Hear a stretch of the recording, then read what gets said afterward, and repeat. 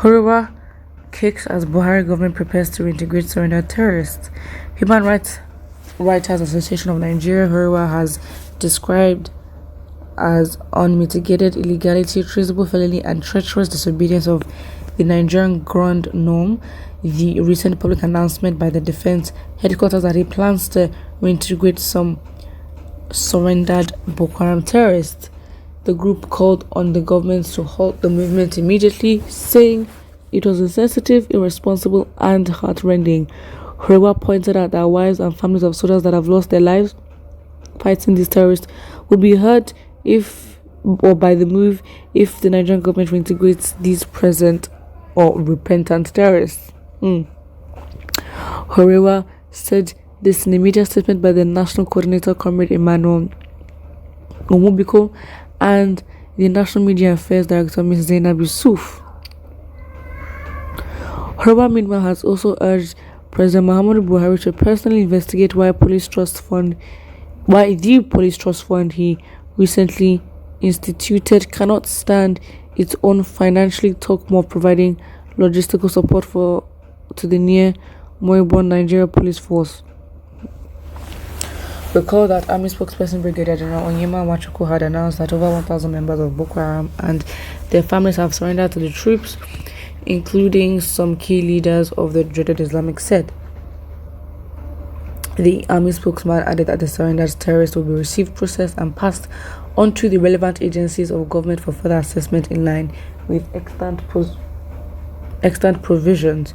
And HURIWA restated its earlier call for a law-based war on terror and promotion of national security, in which case terrorists must never be pampered, reintegrated, or rehabilitated without following the due process of the law. The human rights group said that anyone who has participated in a terror campaign leading to the killing of nearly 40,000 civilians must be prosecuted in the competent court of law in line with Section 6 of the Constitution. 1,000%, 1,000%. I mean, of course.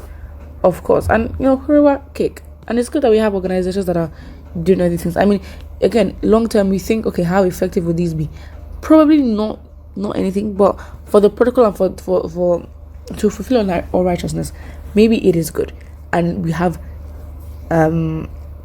we're practicing, not practice, but we have groups like this speaking out. So when it comes to the actual big stuff, they will not be scared to do it because they've been doing it for a very long time. Nigeria has collapsed entirely, no conscience, no law. Everyone is doing it how it pleases. Is it the government that is integrating Boko Haram, or a set of group pretending to be mouthpiece of the government? Oof. Someone says this calls for the utmost caution. Oh, really? We didn't know that. Someone says the current Nigerian president is totally in the dark spirit, soul, and body. He lives in the medieval times, the worst country in history. He hardly has any understanding of what governance within a democracy is all about. Being 75% unexposed to international matters, so sad for a country like Nigeria. Yeah, it's embarrassing, really. And that's it. And I think that it's so hard because it's like the servants are ready for a change, but how ready are we? Because the main things that we're so divided. Oh my days, we're actually so divided. It's crazy. And for a country like ours, for us to be united, something gut-wrenching, spine-chilling has to happen, where we're like, you know what, let's get together. And sometimes it doesn't have to be the case, but sometimes it has to be the case, where we really cannot even find a common value that is enough to make people motivated and feel as one.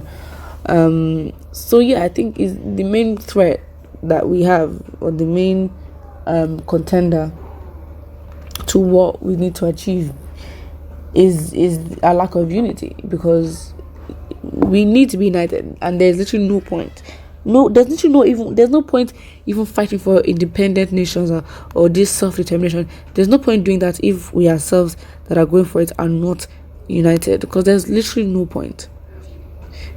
And you'd want to live on good terms, right? If that even happens. But I'm just saying that, it's to make a change. Like it takes a lot, and because we're divided, it's highly unlikely that we'll be efficient about that change. Because really and truly, no one is holding them accountable.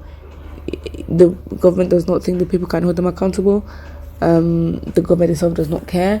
So it's not like, who else? Because again, HURIWA is talking and saying these things, but I am saying that in the long term, how effective will it be? Because it just doesn't make sense.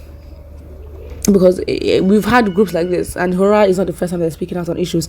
The long-term effect is that they don't have enough power. They do not have enough power to make sure that everything is fine. They don't. Sad, but they don't.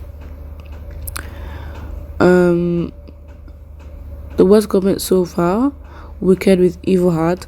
Why soldiers wasting their lives for this bad government? They are planning to use them for the rigging of 2023 election. I mean, how? Because they could have done the normal way of hiring touts and hoodlums all this while. Why should this then be different? That is the question. So it is what it is. So it's like, there are rumors, I'm not sure, or is it rumors or it's confirmed, I'm not sure, but the ex-Boko Haram repentant ones won't be reintegrated into the army, which is like, wow, what a way. What if they're pretending? How do you know they're genuine? How do you know they've actually surrendered? That's why you need to use them innovatively, and it's not like as if we lack it. Just the government is just so incompetent. You just get tired. And so the so-called list of Boko Haram sponsors are thrown away without prosecution. Oh, the sponsors? Who do you think they are? Who is advising the government is not doing well? This is shameful. Is anyone advising the government, or the people they are advising themselves on what their limited mind? No. Towards 2023, the conquest is top gear. Only in Nigeria that known terrorists can challenge armed forces face to face. Only in Nigeria that terrorist group becomes the army, while government army becomes a terrorist. Damn, monkey's hands are inside the soup. Yeah, that is tough. Only in Nigeria that known terrorists can challenge the armed forces face to face. The terrorist group become the army, while the government army becomes the terrorist. Crazy, right? But it's true. The length of time it took Barry to combat terrorism, despite its 2050 to combat terrorism, it's combated. It's question. Nah, we're not gonna do that. We're not gonna finish reading that. Put what you think about this in the comment section below. Do not forget to like and subscribe.